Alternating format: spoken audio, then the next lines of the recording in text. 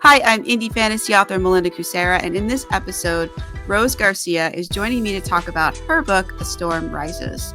So, welcome, Rose, and let's talk about A Storm Rises. That's a title. Yeah. Well, first of all, thank you so much for having me. I'm super excited to be here and to talk about my book. Dun, dun, dun, Yes, you're Storm welcome. Rise. There. Oh, that's pretty. So the cover is like different shades of blue. There's a sword. Is that like Oh, silver kind of a font or yeah. So title? It's it's very got, pretty. thank you. It's got like this silvery blue kind of blast of power because it's a sword of power and it's something that we see in the book. And so when I was working on this cover with my designer and I was giving her all these elements that I wanted to include, I for sure wanted the sword. I want the sword. I love swords. I want it on the front. And then I was explaining all the stuff that happens and she came up with this and I was like, nailed it. She did such a great job. It's beautiful. All right, so we at some point we have to talk about this sort of power because now I'm curious. I want to know Yeah. all about it. Yes. So let me just jump right in. Sure, go ahead. So this is book one in my new series called The Bloodlines Legacy. And it is actually a spinoff series of my Fae Bloodlines series. That's a lot to say. Series. So Fae Bloodlines has 4 books, and that is about a Fae princess who discovers a deadly palace secret that forces her to cross into the forbidden human realm to seek the aid of a very gorgeous human. But he's not an ordinary human.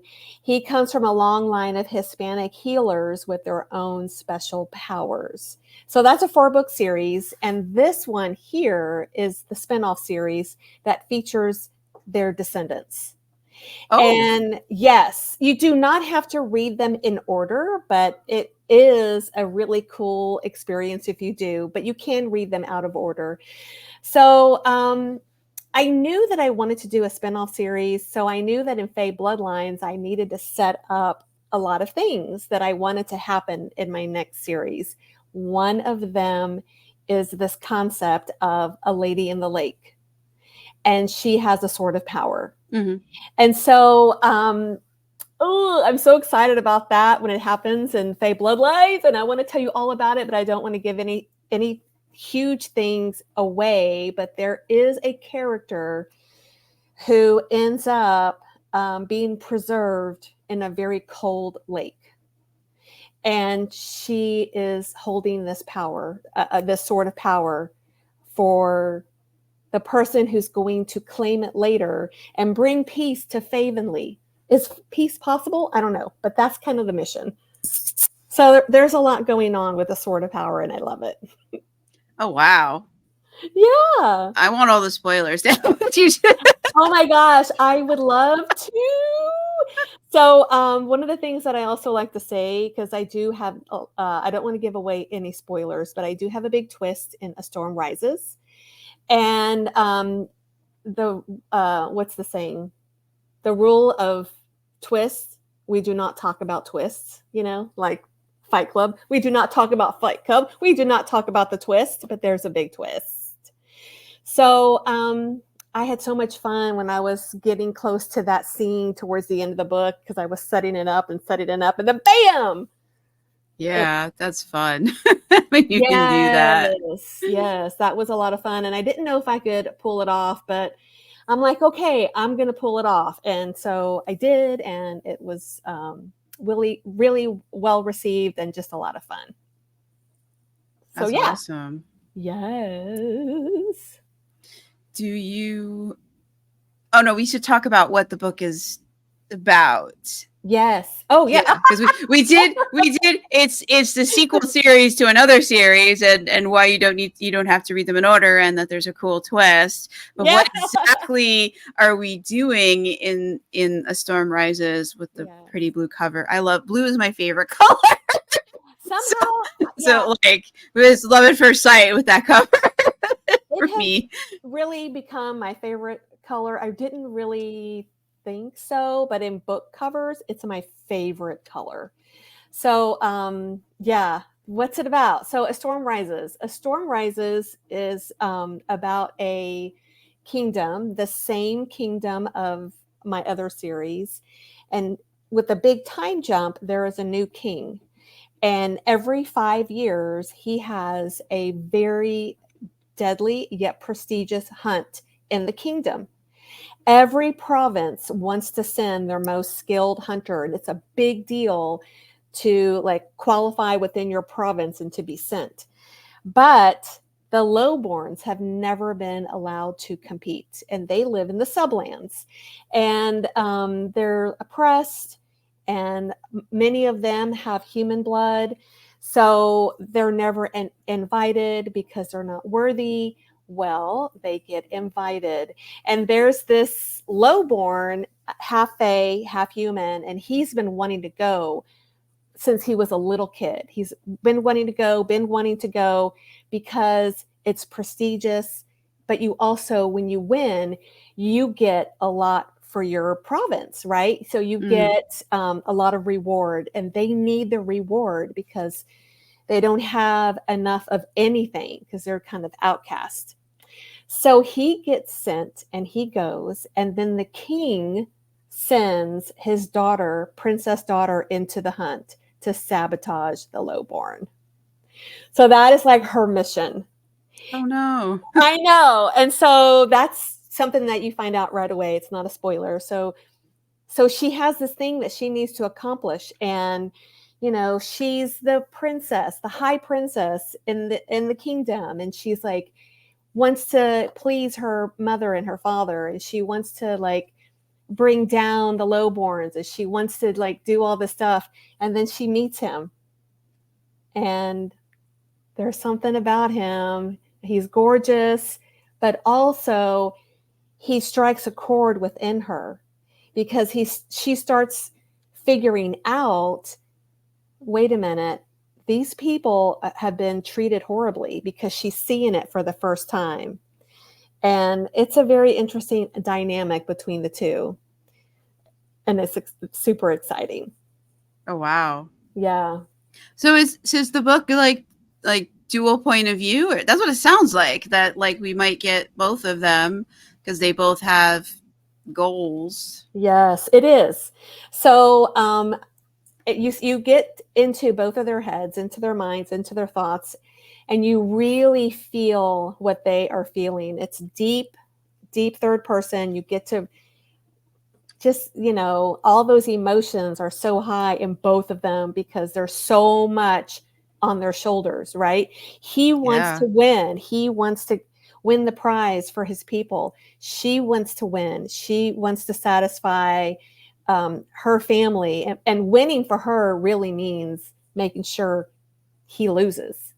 And so and then also she's super skilled, and she has always wanted to win also. She's always wanted to compete and win. And now she's got this thing, I want to win, but I need to sabotage the lowborn. And then, he's not what she thought he would be. And it's just all of these conflicts between them. And it's super exciting. Oh wow. Yeah. So Yeah. should we go to an excerpt? Should we hear Okay. them? Should we meet them? I'm a big fan of meeting characters. Yes. So the lowborn is what you think, right? He's never been to a palace, and he is very much out of his element. He doesn't know how to dance. There's a big ball the night before the hunt, and he has to wear his finest, which is not very fine, and he has to be presentable. And at the same time, he doesn't want to be there. He hates all the highborns. He's so angry. He's filled with so much anger, but yet he has this spark with the princess. And so I'm going to read this scene where they dance. Okay. Let me find it. Okay. All right. I'm terrible at reading, so everyone bear with me. I'm sure you'll do fine. Okay. Words fell away as the dance took them. The rhythm ebbed and flowed between them, each movement as intimate and perfect as the rise and fall of waves.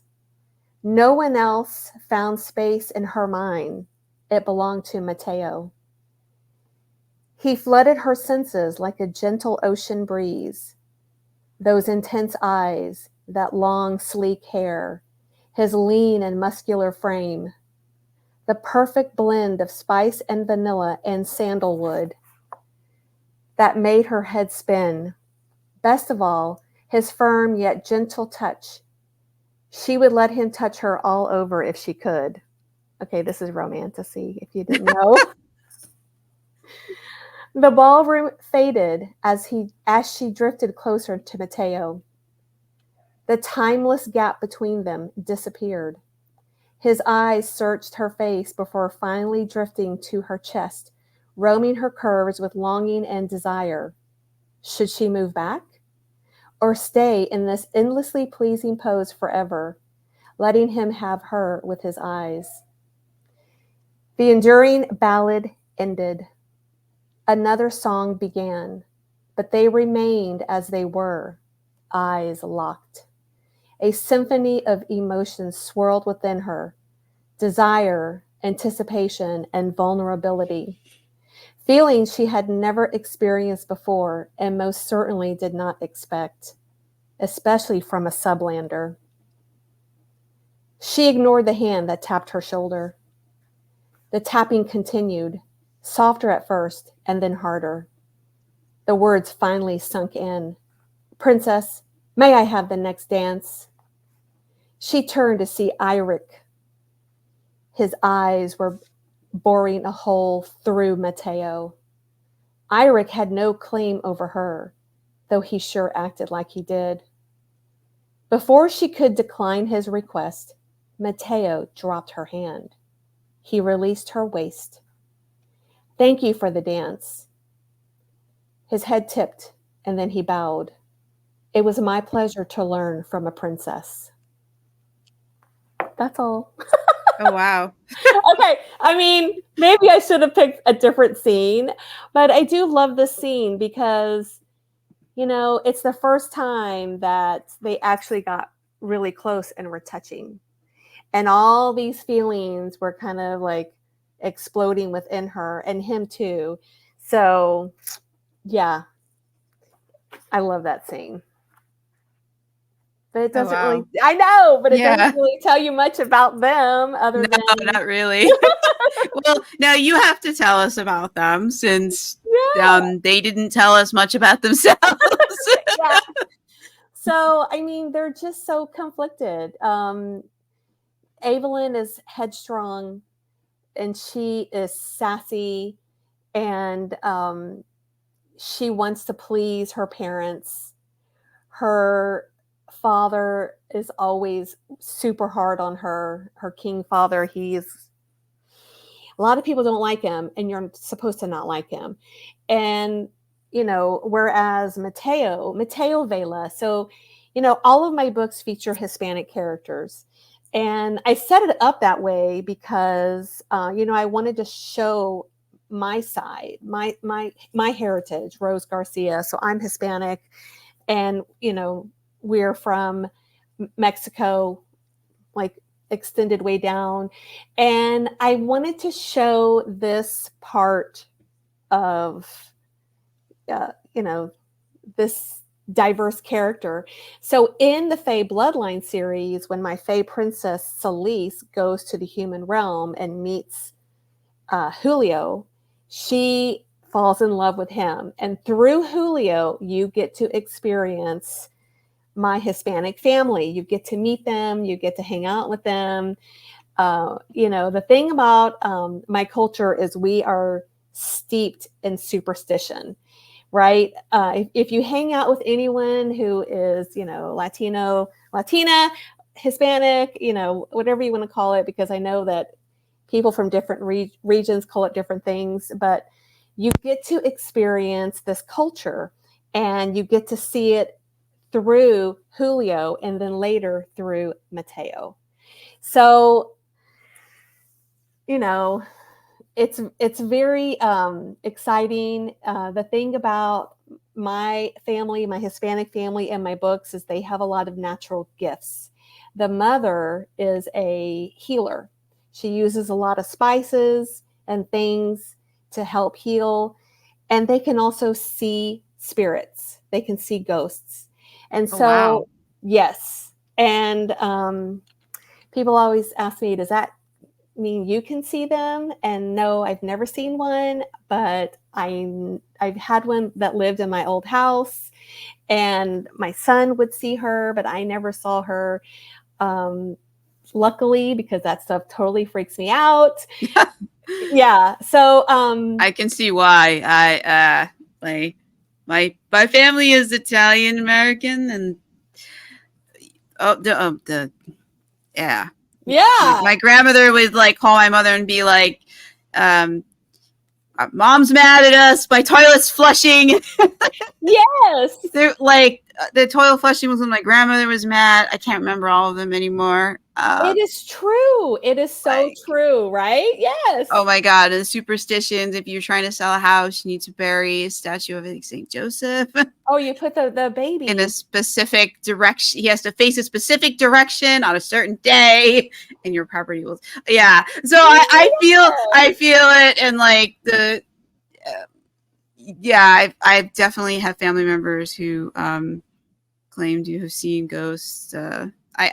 Yeah, I'm sorry. Go on. I maybe No, my family is similar in that regard. So to me, that's yes. not like I was like, wait, not all families are like that. It's just mine.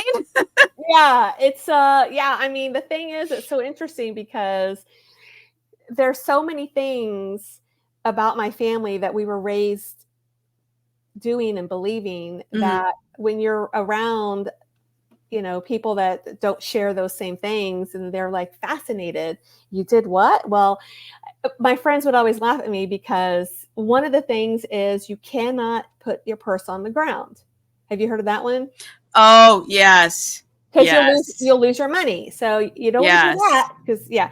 Or don't even ask me about this one, but you cannot watch a dog poop. Oh, I didn't know. I didn't have that one growing up. You can't because it's like bad luck. You can't do it. And if you do it, you'll get a sty in your eye. And so literally, I'm like much older and I know that's superstition, but to this day, I've several dogs and when they're out and doing their thing, I look away because that's like ingrained in me. You don't look at the dog. Oh Anyway, wow. just things. So my Hispanic characters, they kind of, bring some of this stuff into the storyline. So it's just neat and interesting that way, I think, because they each have their powers. He has his powers. And then, my Fae princess, she doesn't have powers, but she's a Fae. And so she's strong and she's immortal. She can be killed, but she can live forever. Um, just the normal things of the Fae, right? Which are pretty magical. Yeah. Yeah, I don't know if any of that made sense. No, I mean, but it's cool though that your Fae are not Irish or English or they're you're incorporating your own twist on it with your own background. I think that's cool. Like I think there Yeah. should be Mexican Fae, and I think that's very cool. But like, Yeah. um, And I there think are now after my Portal Fantasy, I had to have the love connection with my beautiful Fae princess and my gorgeous Hispanic guy. And so that happened in Fae bloodlines. And now there are Hispanics that live in the fairy realm. So there you go. that is cool. Yeah. Yeah. I think so. I like it. You don't see that around. No, you don't. And I think that's very cool because that's like a cool melding. And you can take that in so many like directions that are new and different because your cultural background has so many things that are not part of it. So, we don't have the Margan. We have something, maybe we don't even have something in this place. Maybe we have something totally different that they're tied to. Yeah, for sure. So, you get a little bit of that in the books, and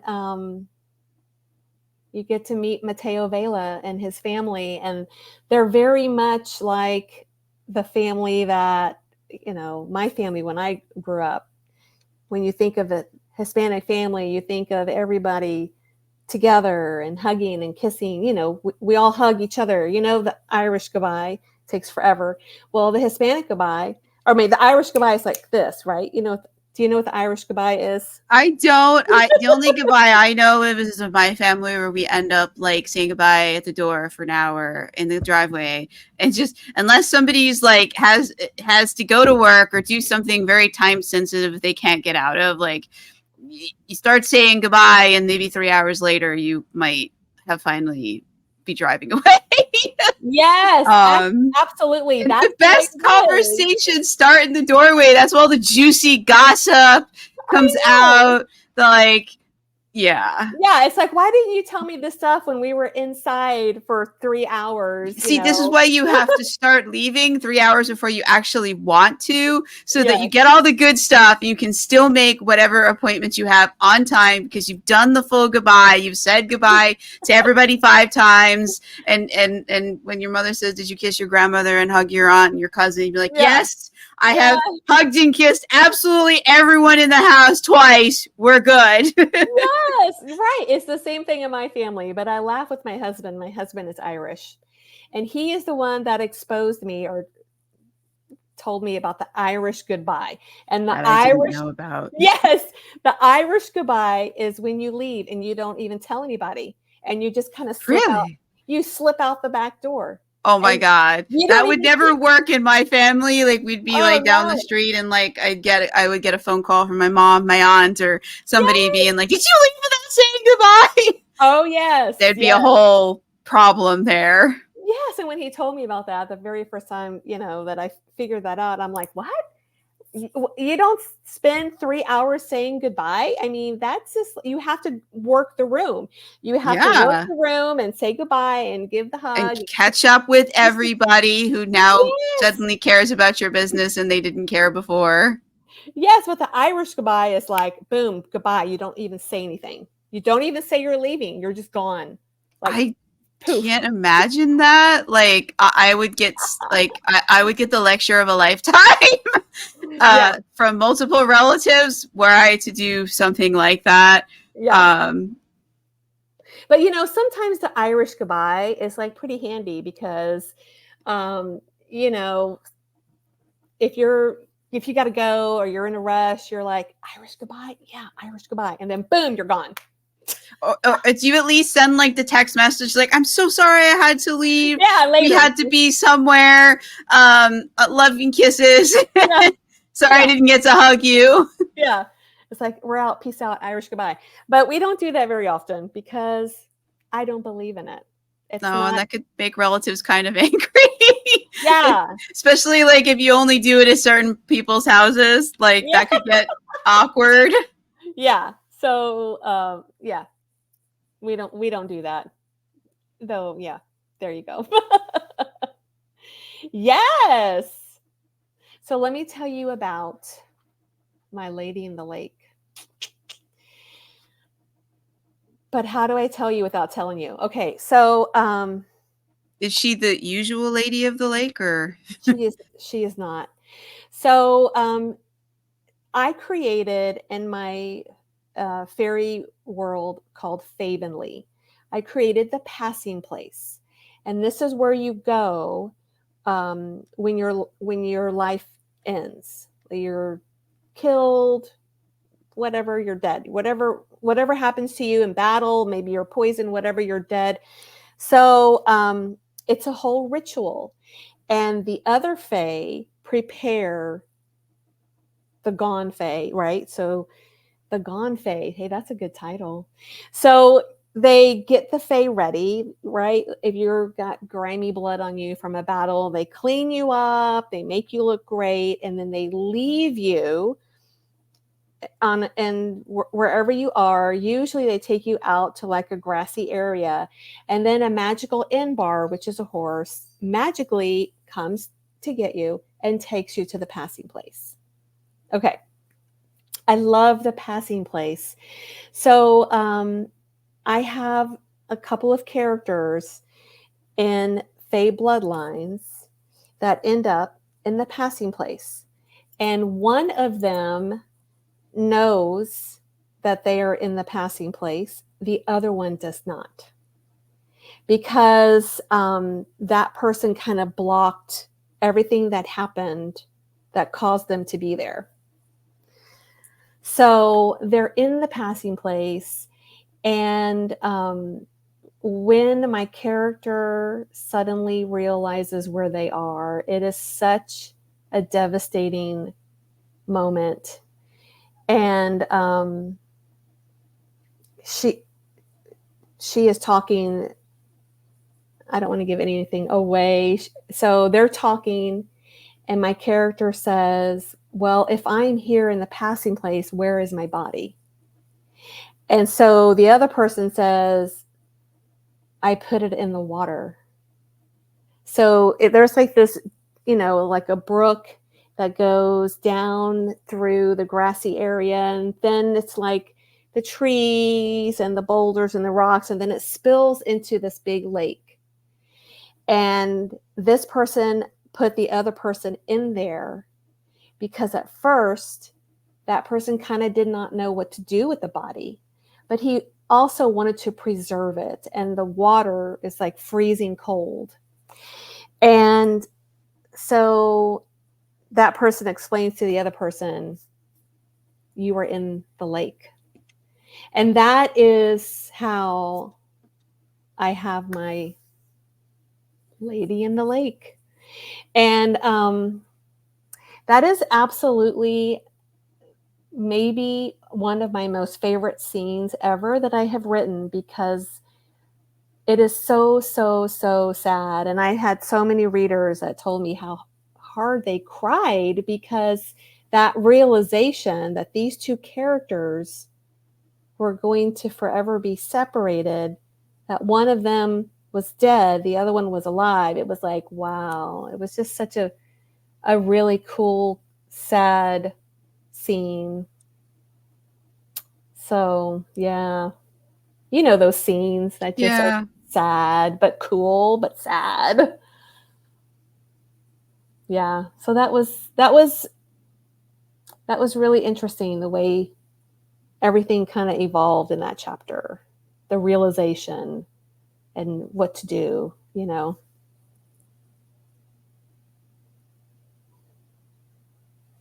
Yeah, where do we go from here? I know. It's okay, so why don't we talk about how the magic works, like the magic system? That's got to be happier, right?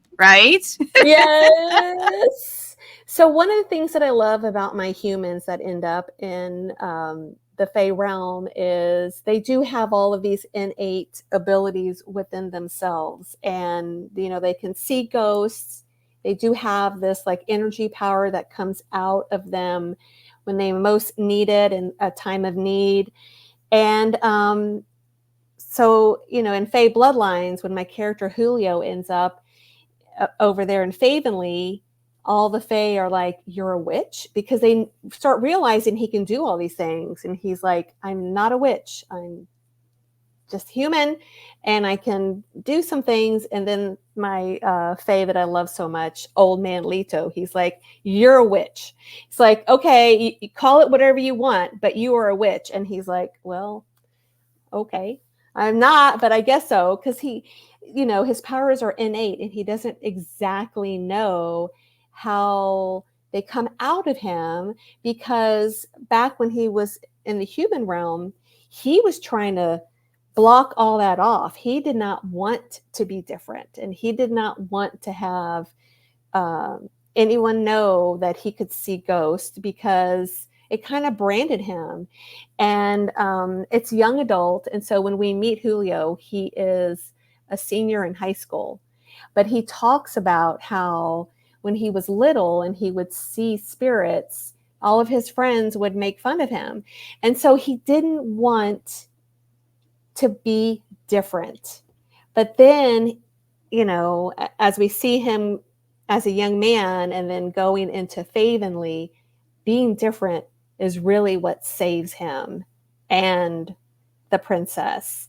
And it helps, you know, Favenly. And so it took him a while to come to that, where he actually wanted to explore that side of him. And so in A Storm Rises, you know, we see their descendants, and we kind of see the same pattern a little bit, because the person who ends up realizing they are part of that family, it's like, wait a minute, I can do these things?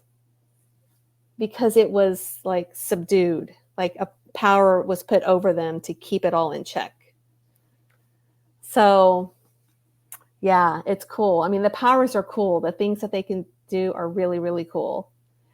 But, you know, when you have these powers and you don't know what they are or how to work them, you know, that's pretty tricky, because then you can end up doing a lot of things you didn't really intend to happen. So it's exciting. And then I have, then I have my Fae witches. And Wait. How far are they from the original couple? Like, is it one generation, multiple generations? So it is 2 generations. Okay, so it's their grandchildren. Are they still around? Well, or is that the spoiler we can't talk about? I don't know. I mean, there's so many things that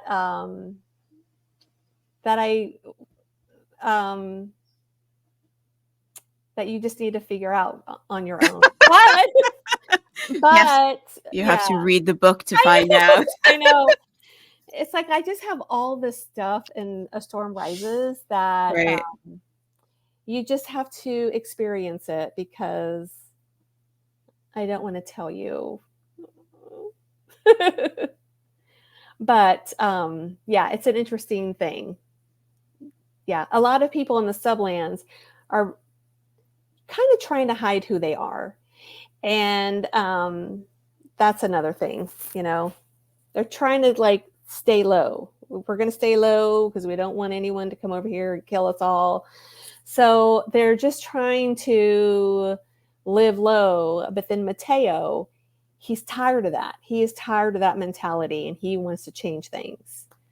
So, and he thinks that he can. And he's got a lot of confidence. And a lot of that confidence is going to end up being really tested, and that he wants to save his people, and he wants to do it for his dad and his sisters. And there's also an illness that's kind of ravaging through the sublands. And so they need all of these healing medicines. Mm-hmm. And, you know, he's got a lot of weight on his shoulders. So you see this side of him that's very vulnerable, but when he gets to the Strom Palace and he's preparing for the hunt, he's just cocky, and he is angry, and he hates all of the highborns. And so you kind of see this, you know, the way he is with his family, and then the way he is when he gets to the palace. It's pretty cool. It sounds like he makes an impression on her. Oh, yes, he does. I mean, she's never met anyone like that. And she's like, wow. I mean, not only is he handsome, he's gorgeous, but, you know, he's got this charisma. And she's like, wow, who is this? And when he steps out of the carriage, it's so funny because the princess is in like the library, and she's with her little sister, and they're looking out the window. You know, they part the curtains and they're waiting for the carriages to come in, because all the provinces are coming for the hunt. And they all roll in, and the little princess is like to Avalynn. It's like, oh my gosh, I see the carriages. And it rolls up, and they're watching and they're watching, and people are coming out of the carriage, his companions. And then he comes out, and it's like, what? Is that the Sublander? And it's like, wow, okay, that's the Sublander. That's the lowborn. And so that just kind of, is one of the things that makes her pause, but then like everything else, right? Right. Yeah, but that's cool when he steps out of the carriage. The Sublander. Why do they call them Sublanders? Is there like how did that come about? Yeah, so their province is called the Sublands. So they are beneath everyone else. And so that was just kind of the name of the region, Subland. So they've always been called the Sublanders because they live in the Sublands. Mm-hmm. Yeah. And it's like a desert. It's very rocky and deserty and, super dry, and it's harsh weather. It's not like, the beautiful palace that has all the trees and the meadows and all the mountains and everything. It's just a totally different climate. So that's cool. Oh, and I should mention that my Fae world overlays the human realm, my Fae realm and my human realm. Can you see that? Well, the folks who are just listening, can you narrate what you're showing? Okay, so this is a map of Favenly, and Favenly is the name of my Fae realm, and it overlays the human realm. Yeah, So it looks like the U.S. It is. It overlays the human realm, and the thing that that happened is, eons and eons before, there was actually shimmery portals that were used where the humans and the Fae would cross over and kind of interact.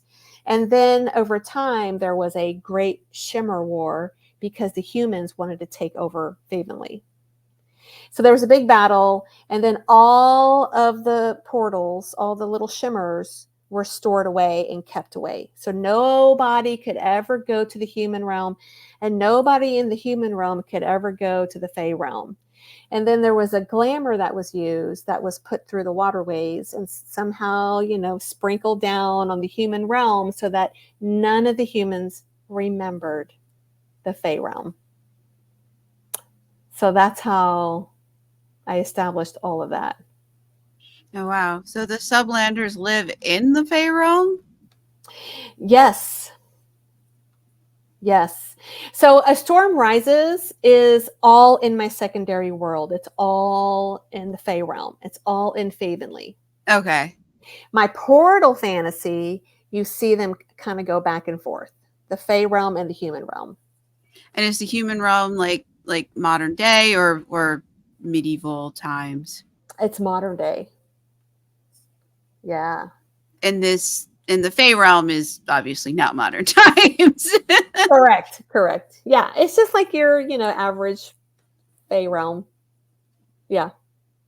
What you normally think of like in a secondary fantasy world. Oh, that's cool. So the Favenly stories are more epic fantasy, and the other series is more like contemporary fantasy, proto fantasy. Gotcha. Yes. Very cool. That's very cool. I like that. Complicated. Yeah, but this is fantasy. We like complicated. We live for that. Yes. Give us your ridiculous plots, your crazy villains, and your magical what's-a-thingers. Yes, We want it all, Yes. Yeah, like I wanted to do I had a lot that I wanted to do. And so I was working very closely with an editor. And then I also have my little critique group. And I was like, okay, I really want to do all of this stuff, but I really want it to make sense. It has to make sense. And so we painstakingly built this lore and this war and the shimmers. Where do the shimmers come from? Well, they come from the stratus, which is like, one of my characters jokingly calls it like an Oreo. So if you have the Oreo, so the cookies on the out, that's like the Fae realm and the human realm, and the white stuff in the middle is like the stratus, and that is where the shimmers come from. They don't, they're now like all separated and they're put away in Fae bloodlines, but I wanted it all to make sense So because wait, do people make shimmers or the shimmers make themselves? they make themselves. They're just like a cloud that falls from the sky, kind of I like. see. So Yeah. nobody really controls the shimmers. They just kind of No. show up where they're going to show up, and you can control access, obviously, because you can either like, okay, you can't come into Favenly, sorry, you have to go back to the human world, or vice versa. Yeah. Yeah. So it's super exciting. It's super exciting because the entire story going back to Fae bloodlines begins with my Princess Celise finding a shimmer, because they've been all stored away. They're kept under guard, but she finds one. And she's always been curious about the human world, and she's always wanted to know, what is it like? What does it look like? And that's kind of what kicks off everything in my whole Fae universe. Gotcha. You said that this current one, which includes Storm Rising, is the Fae Bloodlines Legacy. Yes. Yeah, so this is a 4-book series. Is this the end of this world, or is there going to be another series that follows on this one? Yeah. So Fae Bloodlines is complete at 4 books. That's my portal fantasy. A Storm Rises is book 1 in Bloodlines Legacy. And my plan, and my plan for that is to do 3, maybe 4, I don't know. And then I don't know what's going to happen after that. But that's the plan for my new series that I'm doing right now. Okay. So is only A Storm Rises out in what is that one called? The Legacies? Bloodlines Legacy. Yes. That's Bloodlines Legacy. Okay. Yes. I got the legacy part. I get half a point for that. Yeah. I know. I need to write all this down like a timeline. I need to do that. So, yeah. Yeah. Just to explain like all the stuff that happens. Thank you for that idea. You're welcome. Yeah. I was just like, because I was thinking about that. I'm like, if the first series is modern day and the second series takes place 2 generations afterwards, like if you do the third series where they're crossing back and forth, it'd be futuristic because 2 generations is like 40 years. Yeah. So it's, the human realm, I don't know if they're ever going to go back there. Okay. Yeah. And that would neatly solve that problem. Yeah. So right now the plan is no, they're not going to go back there. But who knows? I don't know. But that's the plan right now. I don't know why. I don't understand why any fake creature would want to come to the human world. Out of curiosity, right? Okay. But like their world is so much, usually they're described as being like so beautiful and so amazing and magical. Like I'm almost like, why would you want to leave this? Yeah, we have air conditioning and indoor plumbing, but you have magic. I'm sure you have magical equivalents that are just as good and probably better for the planet. So yeah. Well, you're right about that, but she is curious. She wants to like for a day trip, cool. But like, I just couldn't see anybody giving up their fae-ness to become human. And like, I get like humans wanting to marry fae. I don't understand the other way. Like, what would a fae see in a human that they couldn't find in another fae? Yeah.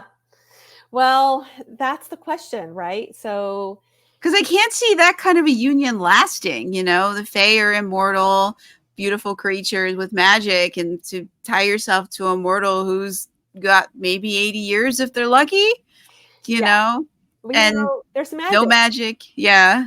You can take a little sip of a potion every day and you age like a human. So, I mean, there's an answer for everything in Favenly. Right. Yeah, But with like, why? magic. Yeah, but like, why would you want to give up all that awesomeness of being a fae to be a human? Or I don't know. I don't get it. I Yeah. never understand. Like, I can't just suspend that my belief with that. Like, unless like the fae realm, like it is in the what's his name, the Ooh. I can picture the books, but I can't remember the titles, where the fae are evil and their realm is just treacherous and not very beautiful, and like it's a survival of the fittest if you when Yeah. you're there, and everything is deadly intrigue, and like you go back to the human realm, you're like, whoo, okay, as dangerous and as crappy Yeah. as our world is, it's still a heck of a lot better than where I just was. Yeah. And That I could understand. Like those that I find more plausible. Like, yeah. And there's a lot of things about Favenly that are super dangerous. And, and that's one of the reasons why I picked the name Favenly, because it sounds so beautiful and peaceful, but yet it's not. So the provinces, there's a lot of infighting between them. In Fae bloodlines, um, my princess is on the run. And so, I mean, there's just a lot of different factors that come into play with, her attraction to the human realm. And then when she sees the way that Julio is with his family and the love that they have for each other, because she doesn't have that. She doesn't have that sort of nurturing relationship with her king and queen mother and father. She doesn't have that. And so it's just like, okay, it makes sense. okay. Yeah, when you read along and see what she sees and experiences, and also where she's coming from, because it's it's pretty tough where she is. I mean, the way she's treated. Yeah. And like how does she handle going from a place of magic to a place of like technology? Capitalism, consumerism, like, Yeah. I mean, Yeah. unless he's a farm boy, and then I mean living a simpler form of life, and then I that would be less for her to have to deal with. But if he's living in like the middle of a city like LA or whatever, that Yeah. might be tricky for her. So, yeah, I mean, and she has studied these things. So she and her sister have studied the human realm. So they know about some of these things about, the life over there. But when she goes to the human realm and she sees a phone, she was like, is that the device? Like, she's read about it. And, when it dings, she's like, what is that? I mean, so she has these real reactions to things in the human realm, like getting in the car. She has to get in the car. And she's excited, but she's scared because she's like, I'm used to my carriage with my horse, and now I'm going to get in this contraption with these wheels that's just going to go, it's just like a strange but exciting thing for her to experience some of these things in the human realm.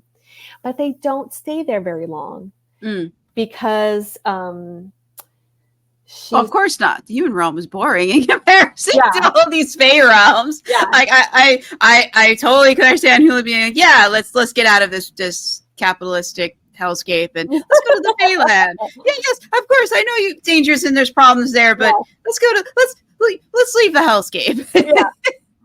So yeah, it's cool. It's cool how she experiences that, and you get to see it in her eyes. Mm-hmm. Yeah, I totally get why he would want to go to the Fey realm. Who doesn't want to go to a place of magic? Yeah, yeah. I want to go. Take me. So Yeah. yeah, it's exciting. But all of A Storm Rises is in the Fey realm. It's not a portal fantasy at all. So we're going to be staying in there for the next couple of books. Yes. So, so you're writing book 2 right now, or? I am. I'm writing book 2. I'm doing that, and I also am writing a script for TV pilot. So that is completely different than my Fae stories. Oh. Let's hear about that. That's not something like I think I've interviewed 80 something authors, and they're the first one who said they're working on a TV pilot. So this is new Ah, territory for the podcast. What is involved in writing a TV pilot, and what is this pilot about? okay. So, before my Fae Bloodline series, I also have a series called the Final Life series. And it's a contemporary fantasy about a girl who's had multiple past lives. She is tracked down and hunted in each life by a supernatural villain. And the series is the story of her quest for survival. So it's like a supernatural survival story. It's urban, contemporary. There are no Fae. It's just that.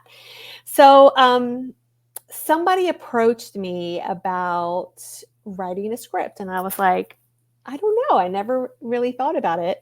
But when I started talking more about it, I'm like, okay, yeah, I'm going to do it, because it was new and exciting for me. And he was, this producer guy. But when I actually sat down and was thinking of what am I going to write? What is it going to be? I decided to do something completely different. Oh, But it is based on my Hispanic family. So my Hispanic family is in all of my books. mm-hmm. So they're in my How do Final they Life. feel about that? They love it.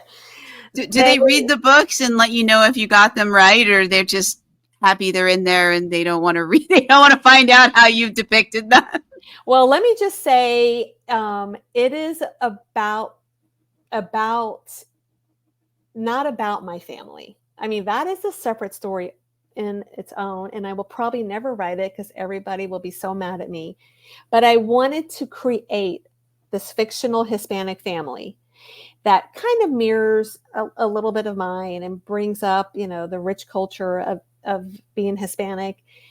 And they are all in my series. They're represented somehow. So in the Final Life series, it's Trent Avila. He's the love interest. He has some powers. He can see ghosts. And then I have in my Fae Bloodlines, Trent's cousin, Julio. Julio, comes from the same family, so he can kind of do the same things. And then I have the descendants in A Storm Rises. But I wanted to take this family and do something completely different with them. So I'm featuring their cousins, and the cousins that everyone lives in Texas. So the cousins live in Houston. In Fae Bloodlines, Julio lives in Austin. So I wanted to take this family with a whole different thing, and I created a story that I refer to as the Bruja Files. It's about these Bruja witch sisters who start investigating supernatural occurrences in their neighborhood when their mother goes missing. Oh, wow. That's my log line for my script that I have written. I have interest right now from a couple of producers. I'm in rewrites. And so, the thing about writing the script is I was going to ask that. Like, how do you go from writing novels to writing a script? They're two. Yes. It's like one is an apple and one is an eggplant. Yes. So when this producer, I got connected with him, and he was looking for Hispanic creatives with Hispanic stories. And I was like, well, hey, I've got Hispanic in all of my books. And so we met and we were talking, and he was like, okay, can you write a script? And I'm like, sure, I can. No, I had never done it before. I'm like, I can learn how to do it. So he's like, great, write a pitch deck and write a script and and send it to me and this and that. And I'm like, okay, I'm so excited. Meanwhile, I'm like shaking in my boots because I'm like, okay, I don't know how to do any of this stuff. But what is a pitch deck? Yeah, exactly. Right. So a pitch deck is like a summary of your story. And it usually is like a summary of the story, a summary of the characters, a summary of the setting, a summary of the tone. Like you just have it in it's like I created in Canva. It's like a visual. It's a visual, right? Okay. but it's got slides and it shows you all these elements of your show, of what you want and what you envision for your script. Okay. So I went to, it just so happens after I met with this producer, I went to a conference called Storymakers. And you may have heard of it. It's in Utah. So I went to Storymakers. I had already been registered. I was going with a group of my writer friends. And I see on the list is a class on how to write a script. But I had not registered for it. So I'm like, okay, I need to get in that class. So we get there and I get there early and I go to the class and I was in another class, but I said, is it okay if I switch? Because I really need to learn how to write a script. She's like, front row. She was so great, the instructor. Oh, wow. So I sat in the front row. I was with my friends and we were like, learning. There's a program that you can use to teach you how to write a script, kind of like if you use Vellum to format your book. There's a script or a program called Final Draft where you can learn how to format a script, right? So I got that. Okay. Yes. So I got that and I had my concept and I just start writing. I'm just writing my script and I'm just loving it. And it's for the pilot and I'm trying to get everything in there. And I finished my first draft and then I start pitching it because I have interest from this producer, but then I want to see what else, is out there. And I told him, I said, hey, I'm going to pitch this because he hadn't really, we hadn't really taken our conversation to the next step. And I'm like, well, right. I'm just going to keep going. And he's like, go for it. He was great, super supportive. And meanwhile, he is also still like helping me, like giving me tips and advice. And then this other producer is interested and I'm working with him, working on my pitch deck, working on all these things. And then the writer strike happens. So that was like a huge deal because nobody could talk about anything. We couldn't talk about scripts. We couldn't talk about pitch decks. We couldn't talk about anything, pencils down. And so I'm like, okay, that's fine because I'm working on A Storm Rises. So, I'm doing my Storm Rises and then the strike ends. And then I go back to my script and I'm like, okay, let's get back on it. And the interest kind of was there with one of the producers and not really there with the other. And I'm like, that's fine. So, I just now finished another round of revisions and we're going to see what happens with that. So I just have a lot of little irons, in these little fires. Yeah. Where did you get the revisions from? Is there like are there editors for screen, what are they called? Scripts? Yeah. Well, I'm sure there are, but I got my feedback from the producer. Right? Oh, okay. That's even better. Yeah. He was like, I really want to see, these characters meet sooner and I want to see more from this character. And well, who's the main character? Just he's given me like all this wonderful feedback. And so I'm incorporating all those things and just doing my own revisions and edits. Okay. And, yeah. So I just finished those not too long ago. So does that mean now you're going back to the sequel to A Storm Rises or you're staying on the script to see where that goes? Well, I'm doing both. So, because whatever's going to happen with this script, it's just going to take a long time. So I'm doing both. I'm doing the whole thing where I'm revising my script, but I'm also writing the second book in A Storm Rises because that comes out in January. Okay. Yes. And then I'm also working on a Kickstarter. So A Storm Rises. Oh, really? Okay. Yeah, I'm working on one too. What's yours about? Let's mine's going to hopefully launch at the end of May, early June, depending on proofs. Like it's a trilogy that I'm going to launch in it. And I'm finishing the third book. And then, you need the proofs. You're going to make sure it looks okay. You need to, and getting the proofs takes weeks. So so as soon as I have, I'm like, I have to finish everything so that I can run the Kickstarter. And then when the Kickstarter ends, everybody gets their things and I can move on to something else. So I won't start it until I've got everything. And that means I have to have all the proofs. They have to look okay. it doesn't help that the last round of proofs, they printed it in black and white instead of in color. So I was like, I Oh. can't. And like, it's heartbreaking because the pictures were not meant for black and white. So they came out like so dark that you can't see Oh. anything. Oh, Oh, I can't see. Wait, there. you Okay, see? yeah, it's Because it really was dark. supposed to be in color, you know, Oh, and it's actually the cover image. okay. Ooh, look Um, at that. yeah, so that's why it came out too dark, because the cover image is it's all the reds and the oranges.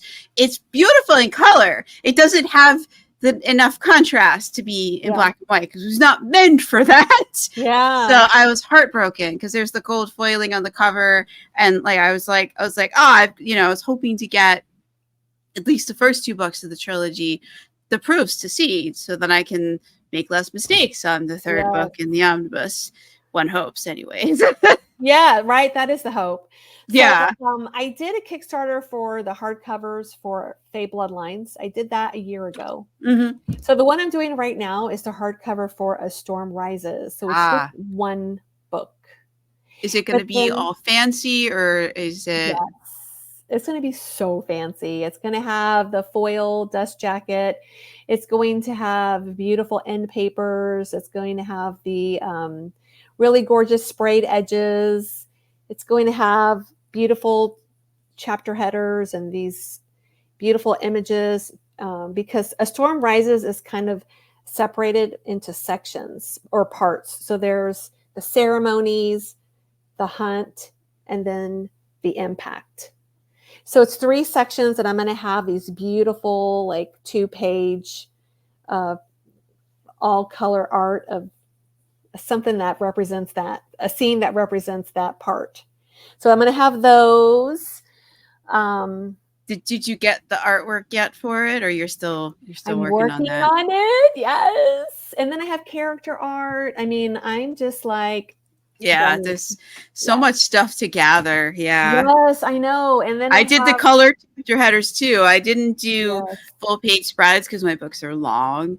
I did for 28 of the chapters, which is roughly half the chapters, there's a black and white illustration, and then there's the page. Actually, I can Oh, show you. nice. So it's something like, Oh, wow. Look at that.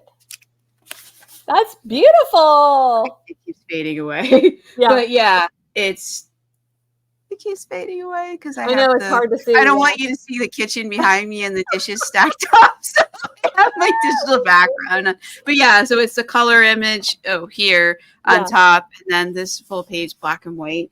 And so it's like Nice. about half the chapters in the book are that way, Yeah. because I couldn't do all of them because like I wanted the chapters to all fall on the right hand side. Yes. Yes. Some of the chapters and went all the way to the bottom, and I'm like, okay, we can't have the left hand page next to it. And I'm like, okay, we can't do that here because that'll just make things really awkward to format. So only the ones that don't end that way. Yeah. Yeah. Yeah. Yeah. So it was challenging to format. Yeah. But I yeah, bet. I mean, that's like we gotta do the third book. Yes, formatting to me is so hard, and so I always have someone help me with that because I feel like I don't know how to do it. I mean, I know I could figure it out, but yeah, I just don't want to.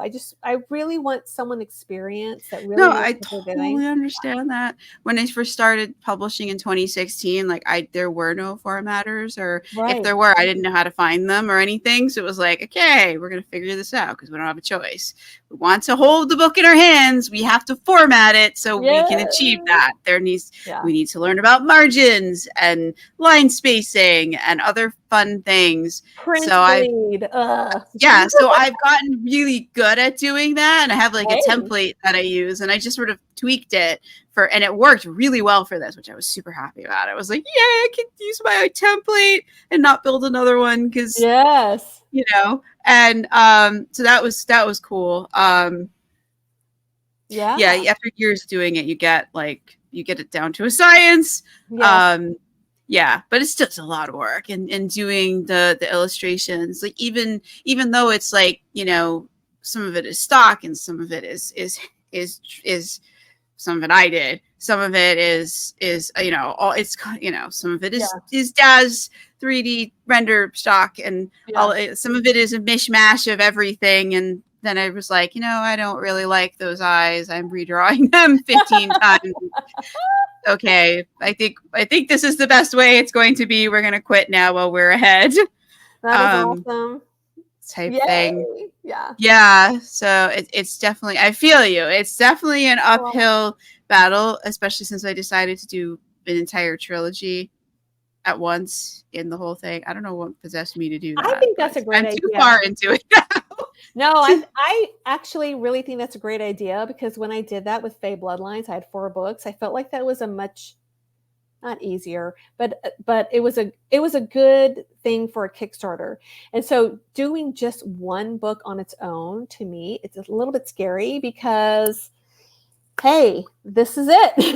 This Yeah, is one book. And so but I had my other campaign, and it did well, and so I'm like, okay, those people are going to want this book, so come on, here's the next book, first book in the new series, and we hope because the other ones were Portal Fantasy and this is not, so not everybody may come over. We hope so, but because before this I did one book, and it ended up being a small campaign with us, and we funded. It was a very low. We got over the goal, but we didn't wasn't one of those ones where you fund into the stratosphere. So so it was fine, because I was planning to do print on demand. So as long as we hit the goal, we were fine. Anything over that was awesome, but I could still do it. I didn't need to get super high. So I hope that, because that was my fear. I was like, it's just one book, even though all the other books that I've written will be in the add-ons and things. But but if it ends up being mostly fans, like my first Kickstarter was, they already have all the other books. They're not going, and I was right. Nobody bought the add-ons. Actually, no, a couple people did. Most everybody just wanted the new book. And when I looked at the backers, it was like, okay, these are all fans, which is awesome. I was so happy for them, but and I was so happy that I had already in my mind been prepared for it being that way, so there was no disappointment. I was just happy that all these people wanted a copy of the book, and I was happy with the way it funded.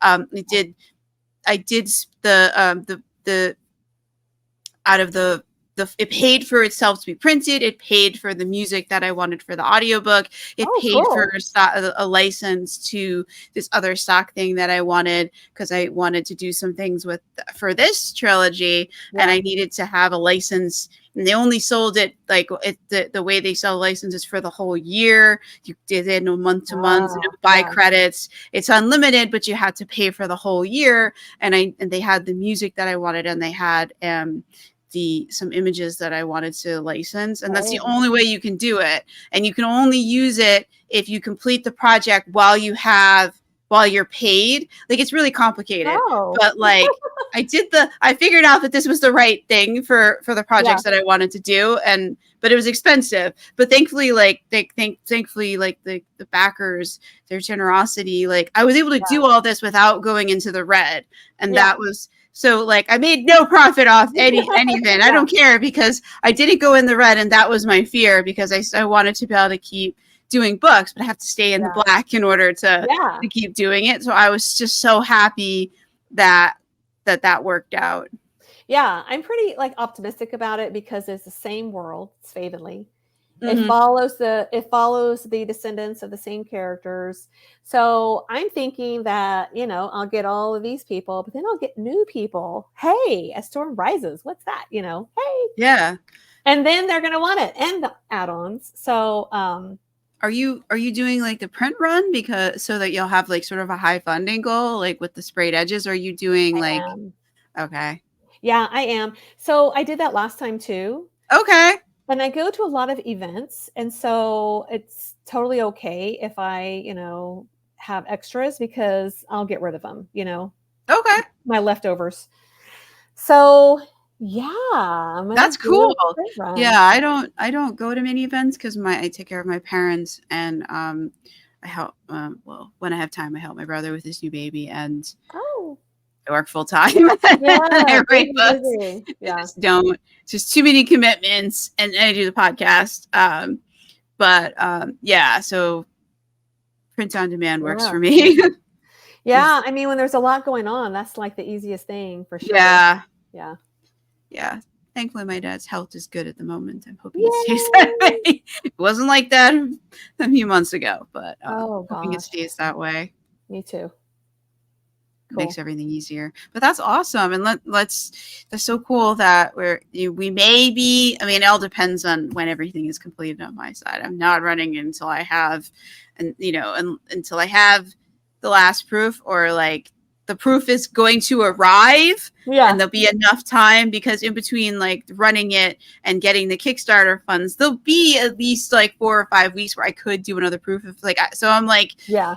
have to be like certain that so I would do something like that. I just want to be completely finished by the time the Kickstarter like sends the funds, so that I can just distribute all of it. I don't want to be that Kickstarter where you're waiting months and months and months for something. I want to be that Kickstarter where you get it immediately. Yes. I mean, that's always cool. Instant Yeah. gratification, or as close to it as we can do with print on demand. Yeah, absolutely. Well, that's great. So we need to do some swaps. So when Yes, we do. Yeah. Keep me in mind. Yeah. I will. Yeah, there's some other ones that I know that are coming up. There's also July has the hardback and it's heartstrings and hardbacks, or is it hardbacks and heartstrings? Yeah, the romance one. Yeah. Yeah. I'm avoiding that, and I was gonna do May, but then I just couldn't get it together because my April was just out of control. May was my goal too. You see how that went. Yeah, so I'm shooting for early June. That's the plan, and it's going to happen because I'm really pushing it now, getting all my stuff together. And I mostly have everything together, so you have the book finished, which is awesome. I'm still writing the third book. So I'm hoping for end of May, early June, but like realistically, like I need to finish the third book and it needs to get edited, and so like this might be wishful thinking on my part that I'll be ready, in about like 4 weeks, 3 or 4 weeks. But this is my goal. That's my hope. Yeah, you can do it. You can do it. I mean, I need the characters to let me finish the book. Yeah. So somebody yell at them to like just defeat the bad guy already. Like. We've had enough banter. Like, do you have to argue over the plan still? Can we just? Yeah, we need to come with a consensus here, and let's just do the plan. Yeah, can we just destroy the big magical bad thing and move on, please? Yeah, exactly. They're going to be talking to you. Cool. I wish they would, but I want to write a different book that. I'm mad at them, and I'm just like, we need to finish this so I can go write about my favorite character. He's not in this trilogy, and I deeply regret not letting him in here. Right? Don't you hate that when you're like, man, yeah, I should have done, this, and like, oh well. I've written. He's been in all 24 books that I've written, and so I was trying to write this trilogy like without him, and it's been a struggle. It's been a real struggle. We have our favorites. Yeah, he's mad too that you left him out. Yeah.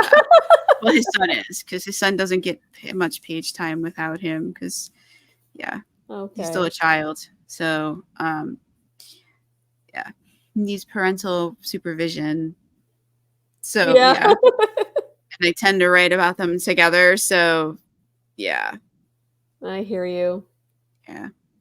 Well, next book. Your next book. Yeah. Oh, yeah. The next book will be the 11th book in his series, and it will definitely be it will be a lot of him. Yes, you'll be ready for it, and so will your fans. They all want to hear that. Well, I have most of it. Yeah. It crossed over with this whole trilogy thing, that nightmare that I'm trying to that I want to do the Kickstarter on. So part of that story will be in his book, because I can't do it from anybody else's perspective except his. So I'm just going to write a note in the back of the book and be like, I'm very sorry, but the rest of Avalyn's story will have to be in this other book, because it has to be from another point of view, because I'm tired of writing from Avalyn's point of view. Yeah. Stay tuned. Yeah. Yeah. I'm very sorry to do this, but it just needs to be, I think that totally works. I need my favorite character back. I I'm feeling the know. withdrawal. It's That's been hard when you, many yeah. months. I mean, we miss those characters, right? Because I had some in A Storm Rises that I was like, oh man, I really miss Old Man Leto, and I really miss Jade, and I was missing all these people, but I'm like, well, that happened to them, and they got to stay over there, right? Yeah, that's what I was trying to do with this trilogy. I was like, he can't be in everything. Yeah. It has to be. Well, these will be the 3 books that don't have him. Well, he is in it. He has a cameo, but where he's not a point of view character. Okay. I reserve the right to never do that again. Yep. Got to do what you got to do, and you had to do it, and so now, yeah. Yeah, it's just hard because all my books take place in the same country at the same time, so there's no legitimate Oh reason to keep wow. him out of something. I have to like invent some story reason. Wow. So they're all in the same time. All in the same world, and there's a few that are like prequels that are a few years before, but he was alive then, so that does not mean he can't be in the book. He tends Interesting. to be wherever there's a magical problem happening, he's usually the magical problem. So He's the guy. He's the yeah, guru. he's Cool. yeah. Well, not I wouldn't say he's a guru. He's just sometimes he's a magical disaster, and sometimes he's the answer to your prayers. Yes. Or your nightmare. No. No, I don't No, he's know. if he was your nightmare, I would say it's accidental because Yeah. he's a nice character who tries to do the right thing, but he has a lot of magic and does not have that much control over it. So Aha. I love that. I love it when you have magic and you can't exactly all the way control it. well, his magic is sort of sentient, so like it can leave him and go do things. He Ah. may or may it doesn't it he has 2 of them. They're both sort of sentient. One of them he's had longer, so he's had more time to impress upon it his morals and views. So that one, the green magic, tries really hard to not do things that would piss him off. And it has a fair idea of, we shouldn't kill people. We should Yeah. we don't know what exactly is okay for his son to do. So we're just going to put up shields so the kid can't go anywhere and can't do anything. Can't leave there where they're living and has to just stay there and be mad. Yeah. But the kid is protected. So we are doing our job. And the There white you go. magic is like, not it's kind of feral. Aha. And I see I the don't want green magic yeah, behind you. That's cool. he's not had it for very long, and it doesn't like the fact that there's another magic that he's had longer. So that's yeah, there's some conflict. I love it. That's cool. Yeah, so there's a lot to him. So that's why I like writing about him. There's yeah. It's not just him. There's the magic, which has the 2 sets of magic that have their own ideas about things too. Nice. Yeah. Very cool. Well, we definitely need to do some swaps, and we need to Yes. connect over our Sure. Kickstarters, our campaign. Yes, because it sounds like we might be running them at the same time. Fingers crossed. I know, right? Fingers crossed over here. May the gods of self-publishing, may the next set of proofs be correct. Yes, absolutely. May the self-publishing gods always be in your favor. Yes. So let it be so. So let it be. Yeah. Yeah. I feel like there are like capricious like gods of self-publishing. Yeah. Just with some of the crazy things that go on in our world. You're like, so may the 4th be with us. Yes. And that's right. Today, that's right. It is May. Yeah. Is May 4th, 2024. So any estimates given out are based upon that date. And Rose Garcia is going to come back and talk about, give us an update on all the things in the future. Thank you so much for coming on. This has been a lot of fun. Yeah, thanks for having me. Yeah. We hope the Kickstarter goes well. We'll love to hear an update on that. Yeah, for sure. Next time. Yeah. And thank you again. So this has been another episode of Fantasy Lore and More. Today we had Rose Garcia, and she joined me to talk about her book, A Storm Rises, and we also talked about her other series and her screenplay and her Kickstarter and all sorts of fun things. And I, there'll be links in the description, the show notes for her website, the books. I don't think you gave me your Kickstarter pre-launch. I don't know if you want to send me that. Oh yeah, I'll send it to you. Add. Yeah, send that to me and I'll add that so people can click the little follow button so they can be notified when that launches. And this has been awesome. That'll do it for this episode. Make sure to like, follow, subscribe, all the things so that you are notified next time Rose Garcia comes back. And we'll be back with another author and another fantasy book soon. Thank you so much. Have a good day or good night wherever you are.